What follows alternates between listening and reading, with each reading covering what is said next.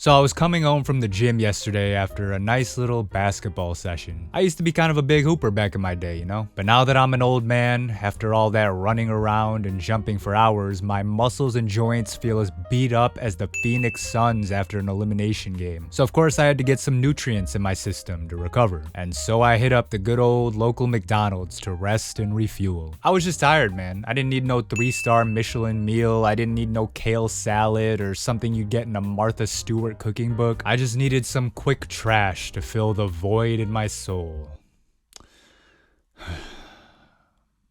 You guys see where this is going, right?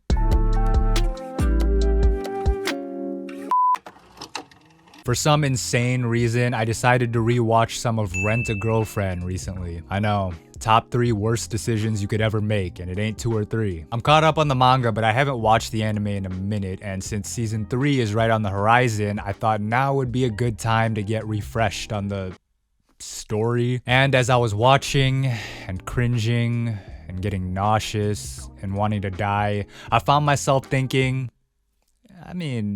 is this really all that bad? Because I'm sure y'all know Rent a Girlfriend is an easy punching bag for the anime community. I myself like to use Rent a Girlfriend as the butt of many jokes. And yet, here I am, watching the show again. Here I am, reading the manga whenever a new chapter comes out. Here I am, still standing the GOAT waifu Mami. And I'm not the only one. Rent a Girlfriend is a very popular franchise. Forget that it has 3 seasons of anime. The manga had 10 million copies in circulation as of 2021, not far behind other rom-com juggernauts like Kaguya-sama or even the quintessential quintuplets. And I can only imagine it's sold even more now. The mangaka Reiji Miyajima did a crowdfunding campaign to get an advertisement in Shibuya Station, and he was able to surpass the goal of like 6 million yen in 25 minutes. So there are unironic fans of the series who are willing to follow in Kazuya's footsteps and put their money where their mouth is. All this for a bad series.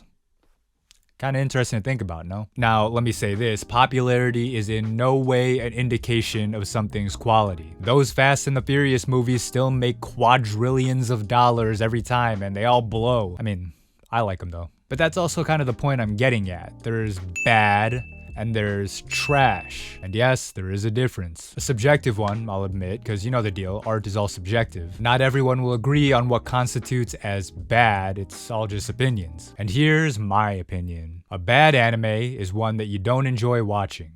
A good anime is one that you do enjoy watching. A trash anime is one that you feel you shouldn't enjoy watching, and yet you enjoy it anyway. Simple, right? Reading and watching Rent a Girlfriend, of course I'm sitting there like, oh my god, this is the most embarrassing thing I've ever seen. Every character is as unlikable as it gets, the plot meanders around in endless circles, and the only shining light in all of this muck barely even shows up. And yet it's not bad. It's not like there are glaring plot holes or people acting wildly out of character. The plot is just stale and characters are insufferable and nonsensical as they always have been. I feel like that's not a bug, it's a feature. Look, I'd be lying if I said I didn't have a good time reading and watching this series. Whether it's laughing out loud or screaming out loud in frustration, I at least have more of a visceral response than when I'm watching a series like, I don't know, Fairy Tale. And remember what my criteria is. If I enjoy it, it's good. I enjoy laughing and having fun. Rent a Girlfriend makes me do all of that. Therefore,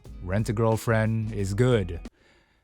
God, that just feels wrong to say. It's like I'm saying a slur or something. Ugh. I'm sure y'all are familiar with the phrase, so bad it's good. You know, when something reaches a level of dog shit that's so stinky it pulls a reverse Uno and ends up smelling like a bouquet of roses. But what does bad mean in this case? Like, for example, can something with glaring technical flaws enter so bad it's good territory? I know a lot of people get a kick out of seeing Seven Deadly Sins embarrassing animation, and the same goes for the abomination that is X-Arm. Or what about when the writing is so bad it makes you want to grab the script out of the writer's hands and just re-edit it yourself? Remember when Garzy's Wing came out and everyone had a good time trying to decipher its mess of a plot like archaeologists reading hieroglyphs? Or what about the baffling writing decisions made during parts of Sword Art Online? It's another show people like to jump on and make fun of. Some people will look at the examples I just listed and say, that's just bad. I don't like it. I don't want to watch it. And others will say, this is bad. I love it. And of course, there are undoubtedly people out there who from the bottom of their hearts truly think that this is a good scene. Those people may genuinely enjoy these shows and they're not wrong to do so. God bless them though. Same goes for people who think it's all just bad and who don't want to watch it. That's fine too. But what I wanted to think about was the mindset of the people in that third category. I'm talking about that so bad it's good line of thinking. Red Letter Media. If you don't know, they're a YouTube channel, they've been around forever, they talk about movies. They once stated the key ingredients to what makes something so bad it's good. I don't remember what video they said it in, and I don't remember what exactly they said, so let me try to paraphrase what I do remember. Number 1. Whoever is making this thing, in our case it's anime, has to be earnest and genuinely want to make a good show. Because you know, there are a bunch of bum shows out there on like page 500 of my anime list that someone just threw together over a weekend, and it's obviously the worst thing ever. That's not so bad it's good, it's just bad. If you don't care about your own product, why should anyone else? Number 2, whoever is making the thing has to be clueless. They have to be absolutely clueless and unaware of why everyone hates their show and be oblivious of all its obvious flaws. Bonus points if they think that their dog shit show is the greatest thing ever, like God's gift to the world of anime. 3, it has to have at least one aspect you think is genuinely good. It can't all just be a disaster, otherwise, you know, what's the point, right? A relatively well-known example is Studio Trigger's Inferno Cop.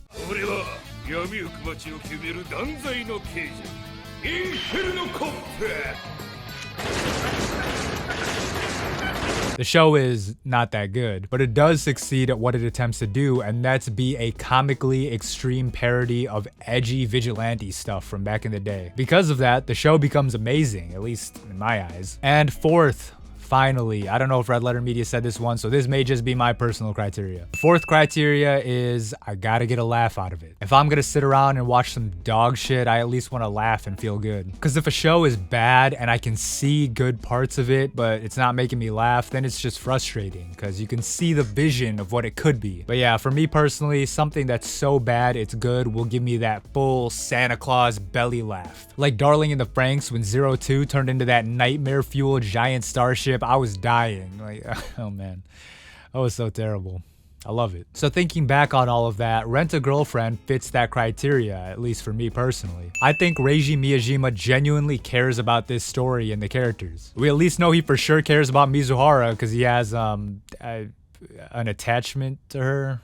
Well, I guess we'll call it that. And you know, some people say he's just milking the series for cash since it's so successful, and he's just keeping the plot running in circles so that it'll never end. But even if that's true, I still think you have to care a little bit and have some kind of vision to keep it around for this long. As for the second criteria, I mean, I don't know Reiji personally, so I'm not gonna be out here calling him clueless. Maybe he does know how people feel about his series, maybe he doesn't. But I legit think that he wrote that scene of Kazuya popping a boner while drowning in a pool, imagining Mizuhara getting railed, and thought to himself, damn, this is cinema. As for the third criteria, I think Rent a Girlfriend has legitimately good art. And I think a lot of people would agree with me on this. Reiji Miyajima is good at drawing. That's not controversial. And also, that movie theater arc in Rent a Girlfriend is legitimately a good, well done arc. I also don't think that that's that controversial of an opinion. And as for that fourth final criteria, well, I don't think I need to tell y'all if Rent a Girlfriend makes me laugh or not. So yeah, Rent a Girlfriend is so bad, it's good in my opinion. And I feel like a lot of people see it the same way. If you go on the Reddit discussion threads for every new chapter release, you'll see joke comments like, oh, I hate this manga, but I'll see y'all here next week. And granted, it could just be frustrated hate reading, but I think there are a lot of people like me who actually have a good time reading this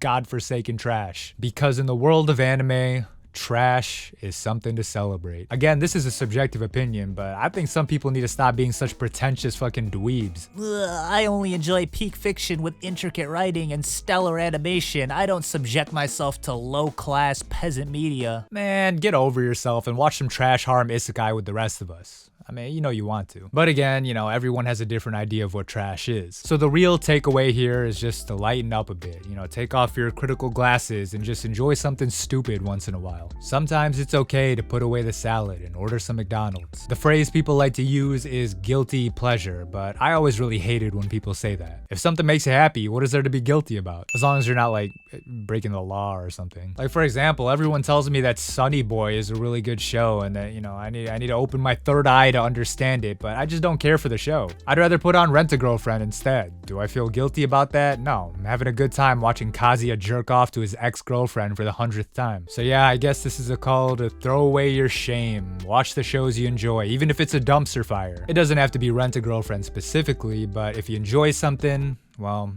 what's that saying again? One man's trash is another man's 10 out of 10 on my anime list.